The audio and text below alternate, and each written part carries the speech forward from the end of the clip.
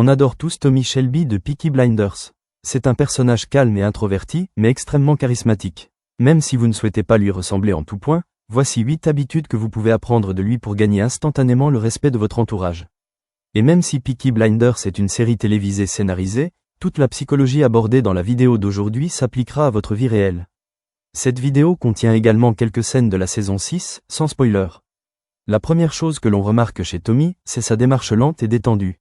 Lorsqu'il ne se bat pas physiquement, il n'est presque jamais pressé. Par exemple, remarquez la lenteur des mouvements de Tommy dans le prochain extrait. Cela vous donne immédiatement l'impression qu'il est au-dessus de toute intimidation. Assis. C'est à vous que je parle, Monsieur Shelby.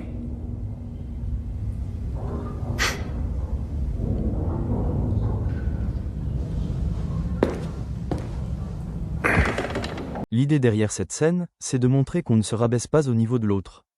Réagir sous l'emprise de la colère, c'est offrir exactement ce qu'il attend, une victoire sur ton ego. Pour rester charismatique, il faut savoir garder son calme et ne pas se justifier. C'est en maîtrisant son ego qu'on impose le plus de respect. Et c'est exactement ce que Thomas illustre brillamment dans cette deuxième scène.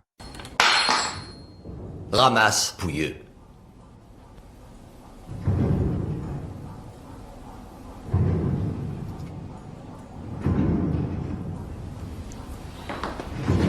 Reste assis. Assieds-toi. Ok, 3 choses à prendre en compte à nouveau. Premièrement, Billy Kimber jette une pièce par terre. Ce qui installe logiquement un climat de conflit. À ce moment-là, Tommy aurait pu choisir ces derniers et clairement ça aurait été justifié. Mais encore une fois, il ne laisse pas son ego prendre le dessus. Et on assiste alors à cette scène où il fixe Billy Kimber droit dans les yeux. L'idée avec ce regard et ce long silence qui laisse volontairement s'installer, c'est de montrer son désaccord, mais à nouveau, il ne va laisser son ego de côté. Il ne rentre pas dans le jeu Billy Kimber qui cherche juste à le provoquer et c'est de cette manière qu'il montre qu'il est plus intelligent que lui. Bien sûr, il ne faut pas oublier de montrer ton désaccord à l'homme. Donc s'il soit droit dans les yeux pendant que tu te roules, tu vas lui faire comprendre que tu n'es pas d'accord avec lui, mais que tu ne te rabaisses pas à son niveau. Troisième comportement charismatique, Thomas est un leader de groupe, mais pourtant tu ne le verras jamais prendre quelqu'un de haut, il considère et respecte n'importe qui sur cette planète. Même si c'est lui le patron, il ne va pas hésiter une seule seconde à faire briller les autres à sa place comme on peut le voir dans ces extraits. Il n'y a que les membres de la famille qui ont le droit à la parole. Tout le monde a droit à la parole. Lève-toi, Esme. Vas-y, on t'écoute. C'est moi qui parle au nom du ménage. Et je considère que... Allez, debout, Esme.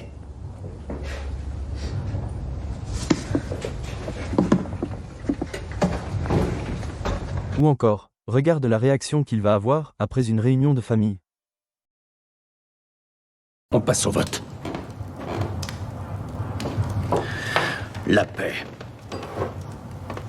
La paix. La paix. La paix. Finn, on t'a pas sonné. Arthur, laisse-le s'exprimer. Finn, assieds-toi à table.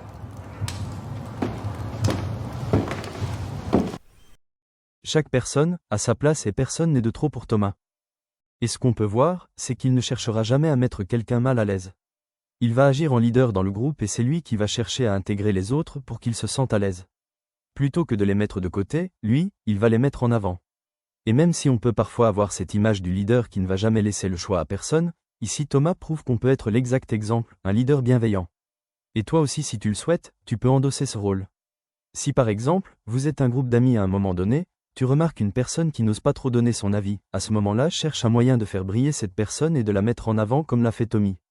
Être là s'intégrer si elle a du mal à être à l'aise avec les autres ou donne-lui la parole si elle a du mal à se faire entendre par les autres. Le plus important c'est de le faire avec bienveillance et de cette manière tu vas être le moteur du groupe, tu vas être le leader qui n'hésite pas à faire briller les autres à sa place. Quatrième habitude, rester calme dans n'importe quelle situation. Le quatrième trait de caractère qui a fait Thomas aussi charismatique, c'est sa capacité à rester calme dans n'importe quelle situation. Même si la pression est incroyable, même si le contexte est ultra stressant, il va quand même savoir garder son calme. Et la chose la plus remarquable à propos de Tommy, c'est qu'il ne surréagit que très rarement dans des situations de pression extrême. Allez, c'est Tiens, regarde, Esmé. Viens voir la nouvelle famille à laquelle t'appartiens. Viens voir l'homme qui prétend la diriger. Il impose à ses frères les femmes de son choix. Il traque sa propre sœur comme on traquerait un rat. Et il essaye de tuer son propre beau-frère. Et là, il est même pas foutu. Dans des situations de pression, son comportement de calme et non réactif peut être extrêmement déstabilisant pour son adversaire. Et la chose qu'il faut prendre en compte, c'est que Thomas n'est pas né aussi détendu qu'un moine ou un bouddhiste. Aucun d'entre nous ne l'est. Si quelqu'un lui braque un pistolet sur la tempe, c'est parce qu'il a régulièrement connu des situations où sa vie était en danger. D'abord pendant la guerre, puis encore et encore et encore au cours de sa progression en tant que gangster. Oh non, Phil! Dégagez! Ce même principe peut être appliqué dans ta propre vie si toi aussi tu veux apprendre à garder ton calme dans des situations stressantes. Et la manière la plus fiable d'y arriver, c'est grâce à ce qu'on appelle la thérapie d'exposition. Je ne te garantis pas que tu vas apprendre à être comme Thomas, mais ça t'aidera tout de même à t'en sortir plus à l'aise dans une situation que tu appréhendes. Cette thérapie, elle consiste essentiellement à plutôt que d'affronter directement la situation de cette angoisse, de commencer d'abord par réaliser une action plus facile qui générera moins de stress pour toi. Donc, si tu dois présenter un projet lors d'une réunion, commence par s'unir son devoir avec un ami, ou même simplement visiter le bâtiment dans lequel tu vas avoir cette réunion peut parfois suffire à la maintenir pour grand jour. En fait, c'est en t'exposant graduellement petit à petit à la situation qui t'angoisse, que tu vas réussir à garder ton calme au jour attendu.